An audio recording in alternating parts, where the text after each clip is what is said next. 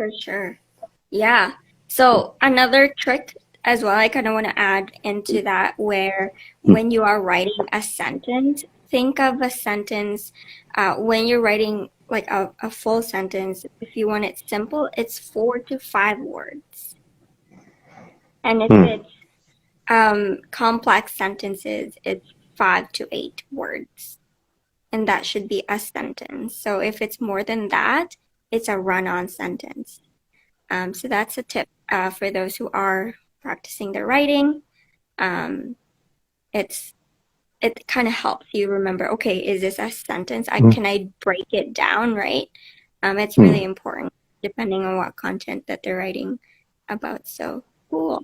Thank you for adding Well, that, Marco. And I think Adam Dream School Test Prep just mentioned how he loves the idea of trusting yourself and embracing biggest mm, fears, which can often increase our confidence and decrease cortisol levels. mm, Absolutely. Yeah, we always, mhm. tell our students, and like what Marco said, trust yourself. Like, you know more than you think you know, you know? Yeah, yeah. And a huge thing for even me. If I were to take exams, I always think I'm never ready. Like, and Mm, it's like, but if you actually put your mind into it and knowing that, okay, I worked hard enough to study, mm, and you to with yourself that you've put so much mhm, effort on learning, um, and just give it your all, and putting that confidence, knowing that this is how much you've worked hard for, it'll come mhm. out and you will reap what you sow. So thank Yeah. you for sharing, Adam. And he said many non-native English speakers can perform even better on punctuation and yeah, on mechanical rules.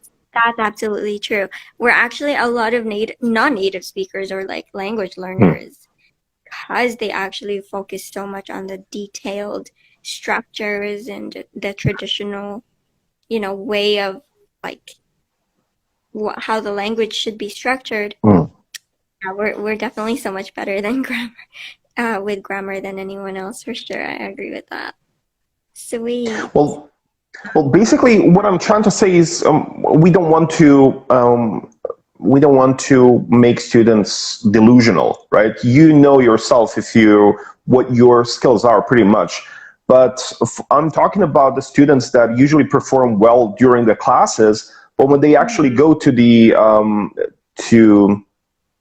the actual tests, they have this feel of anxiety. So that's what I'm saying. But when it comes to, we usually don't give these kind of encouragements to students that need work. We always are, at least I am, always open and say like, hey, listen, you're not good at these kind of things. We need to work on those kind of things. And so I always try to give them as honest and hard truth as much as possible. Yeah, that's important too. Like, kind of put them in reality of like, okay, you actually need to work on these things a little bit more. And Yeah. if you put effort into that, then, you'll benefit from it. So nice. Um, that's a really good tip, Marco. Thank you so much. Um, It's a we're pleasure. we're running low on time here. Mm. And if you are still watching, you guys, please add in some questions. Um, um, if not, we're gonna end our live video. This is, I think it's been a really fun.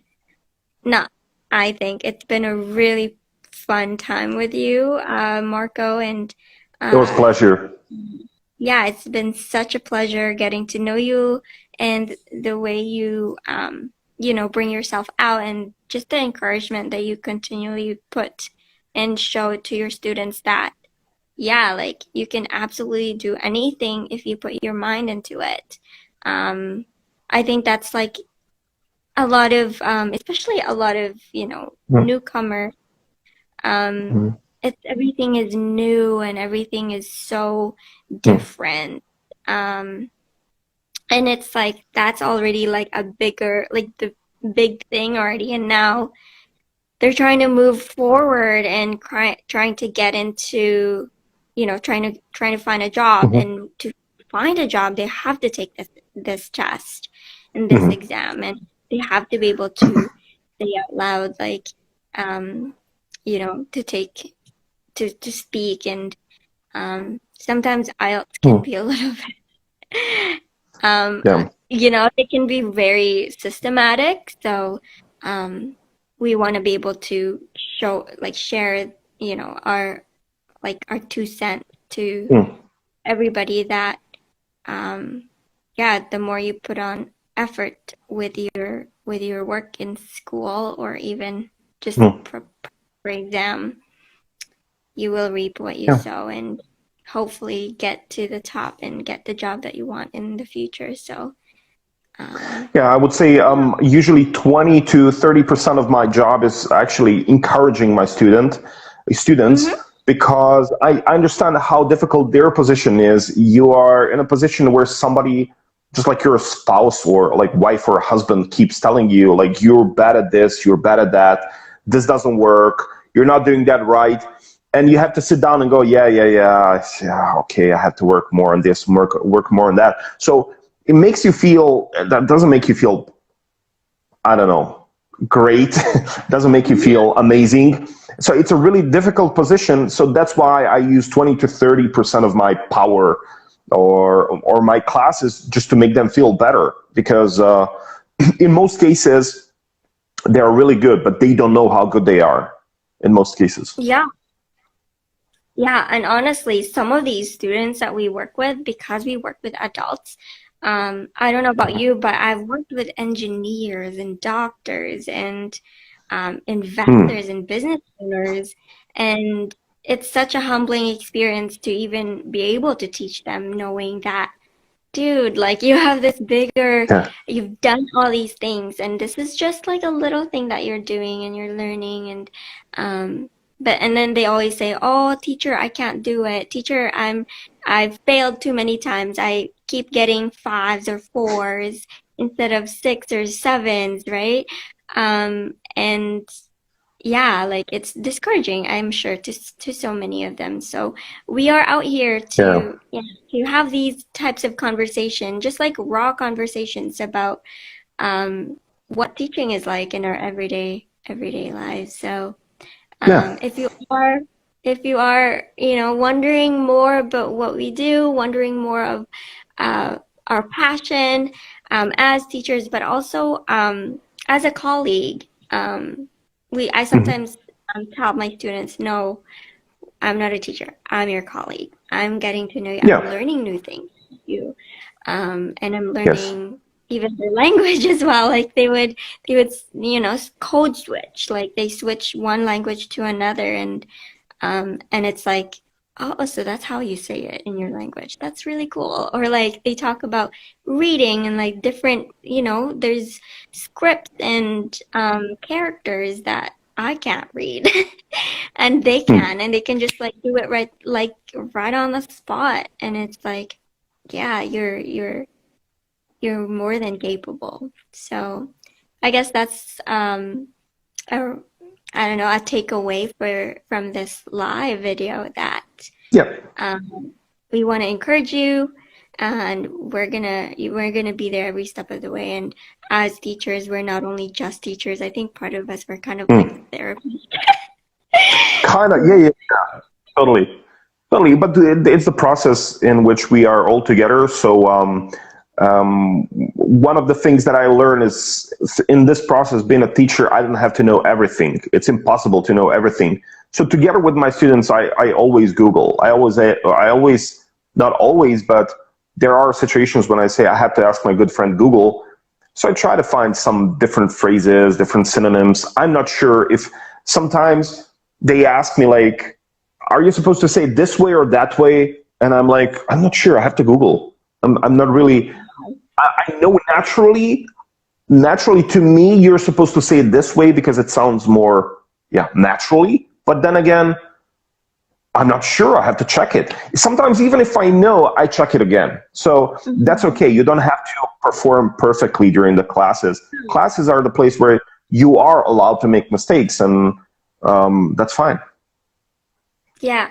And it is the safest place. Like I always tell my students that as well, where this is your opportunity to vomit all those, all the mistakes. Just vomit all out. Yes. Don't leave it and Yeah. just let it all out. And they always say, teacher, that sounds so funny and gross. But it's true, right? Yeah. And that's Yeah, good. just let it all out. But this is how do you think I learned to speak English? Like the English is not my first language. Yeah, Oh, yeah. tell us about So that, Marko. I, well, I since I was a kid, I always liked to imitate things, and I always was repeating when I was watching like American movies in my native country in the Balkans. When I was watching movies, we used to pretend English. So for us, English language sounded like "Hey Wayne, fair Wayne, shout wow," right? So we used to repeat that, and we used to make fun of that. And since I was a kid, I realized that English or any language, actually, languages are funny. And languages are just the wrong way that somebody said something and eventually that became a standard. Like French people speak like Roman language but drunk, right? They're like, excuse-moi, je suis pas, right? And it sounds inappropriate, kind of, right? But it's a standard, it's a beautiful language. So the German language sounds like daden, daden, didn't daden, daden, right? Like a little Yeah. like a little baby, 3, 4 years old, doesn't know how to make sentences. So daden, daden, da, da, da, right? And eventually that became also standard. I also realized recently that the English is German language. I totally forgot about that fact. So over time, the language changes, and that same language can sound so funny. Like Scottish people, like, what are you drooling about? And they have this kind of really funny, wrong way of pronouncing it that again became standard. So what you're doing here is not learning the language specifically. You're also learning the standard of wrong speech. Standard of wrong. Like it's Yeah. somebody standardized wrong way of, but because that's, and the language is going to change, and lol is going to become like hey lol. It used to be like a short thing that be, but now it's normal thing, and it's Yeah. going to become even part of the dictionary. If it's not, I'm sure it is so far. Yeah. So there's a little of embarrassment when it comes to speaking the language properly. So also when it comes to pronunciation, the reason why many people avoid learning how to speak like native is because they are afraid. Okay, performance, there is a little bit of embarrassment. When they were kids, people used to tease them like, what are you, an American what? Like Right. Mary had the little lamb. Ew. People used to tease us when we do things correctly. So we kind of go like, okay, I want to do it just good enough to get a good grade, but not that good so people will tease me. And it kind of sticks with us. And that's why this sense of embarrassment. So I usually tell my children, tell my kids, no, I usually tell my students, embarrass yourself. Actually, because embarrassing yourself is the way you get to that point where you speak like native. That's true. I absolutely agree with you. Like, so it's so ironic, yet so true. When you are in a different country, when you speak English really well, you're being put down in so many ways. You're like, Yeah. like don't talk like that. Like, why do you talk like that in English? It's not it's not standardized in this country, so it's like don't talk like that. But it's like if you're talking to them in American, if you're in an American context, it's like, oh wow, you're very fluent. You can actually speak Mm-mm. well. Yeah, I think that's a huge, huge thing to say, and instead of like do well in English, just embarrass Well, yourself.